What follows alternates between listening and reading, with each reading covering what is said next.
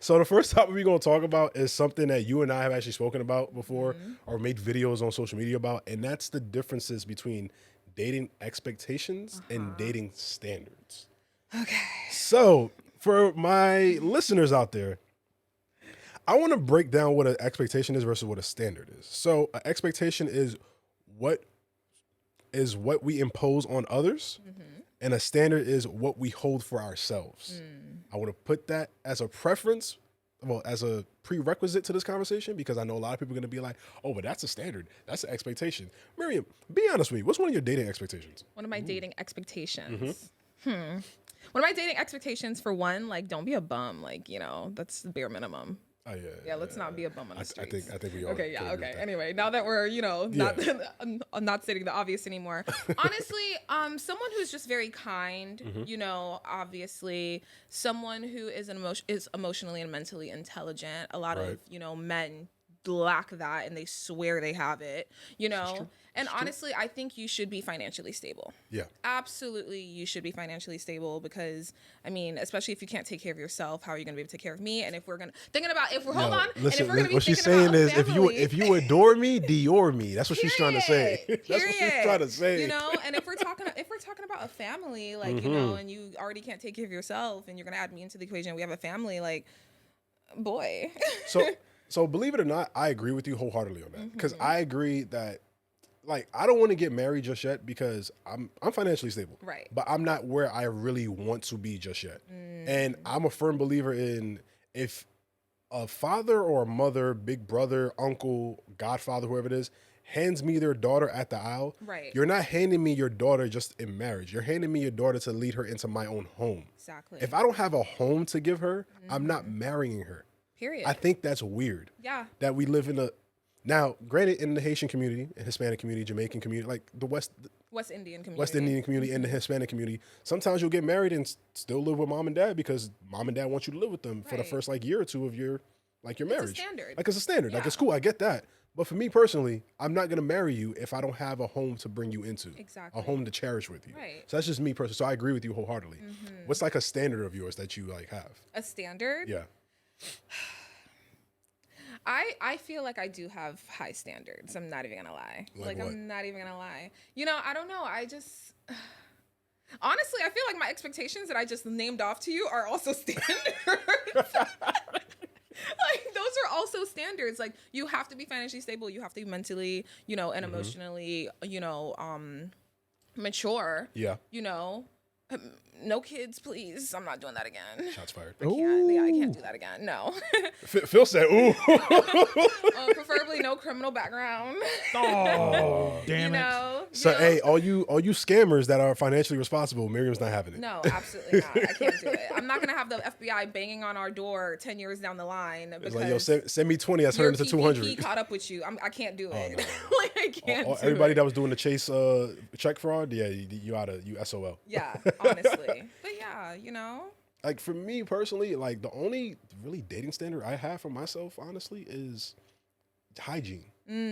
I think this is gonna sound that's bad. a good one. This is gonna sound bad. Yeah. Because I know with women, most of the times, it's usually like what you eat or the men you mess with can F up your pH balance. Let's just make sure we right down there before you want me to go down there. Like, I just have a thing about that personally. I understand. Like, I shouldn't. I'm gonna speak some Creole in a second, but I shouldn't be going down there and it smells like 2 day old sauce spa. Oh my goodness, I cannot. Not the freaking beans. It shouldn't be smelling like sauce spa down there if you want me to go down there. Right. Like, it's hygiene is just a thing for me, and it's not just that. It's like more so like, of course, dental hygiene, of course, oral hygiene. Simple things like, I don't really care for girls' nails are like done. Like, if it's manicured, cool. Clean. It has to be clean. Yeah. Exactly. That's Yeah. like, I really don't care about all that extra One thing stuff. I will say about the feminine hygiene thing that I see a lot of men lack, is the knowledge about feminine health. Yeah, You true, know, true. a lot of the times men are like, oh, like, her pussy stank, or something like that.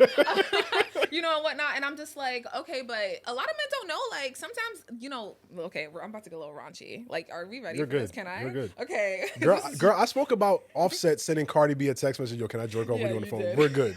We're Okay, good. cool. Trust me, we're good. A lot of the times before intercourse, a lot of men try to spit on it. Oh, I know what you mean. If you have a cavity and you're trying to spit on it and put it in me, and now I have BV, like, boy, and then you're gonna be like, oh, you're the problem. You have bad hygiene. That was you. That was literally you. You know what I mean? Or there's so many other factors like hormones. Like if I got on birth control because, you don't want to hit it raw or something like that, that's going to throw off your hormones for 3 months. You know what I mean? But to like just dump a girl because they have like one or a couple of slip ups, I think that's a little, for me, or honestly for all men, I think that's a little immature. Like Phil, when you were on a dating scene, I know you've been married for like 13, 14 years. When you were on a dating scene out in these streets, like what was one of your dating expectations? Oh God. Gee, I can't even remember. I've been gone for so long. Hygiene was definitely important, and just their general demeanor and attitude towards life. Like, don't trauma dump on me. Don't automatically think I'm going to save you. You know what I mean? So I was, I got married at 24. You know what I'm saying? Okay. So I was still, fresh out of school and stuff like that. So I was still in my let's go to the clubs by UCF. You know what I mean? So I was just not. I didn't really have that many high expectations. Just treat me good. Dang, can't even trauma dump? No. No? Hey, I'm going to be real with both of y'all. Some of the best sex I ever had was from somebody I trauma bonded with. Like, the best pussy I ever had. Was from a traumatic girly? Was from a I believe it. We would trauma bond on the couch, and I'm in them guts in the bedroom 10 minutes later. Like, it was some of the best I ever had in my life. And she knows exactly who she is. If you're questioning if you're her, you're not her. I'm telling you right now. Yeah. Did she have a fupa? Did she have yes, she had a fupa. I'm the fupa. I'm the fupa father. Fupa lover. Fupa daddy. You know what I'm saying? Yeah. They call me They were banging on the door on my way in.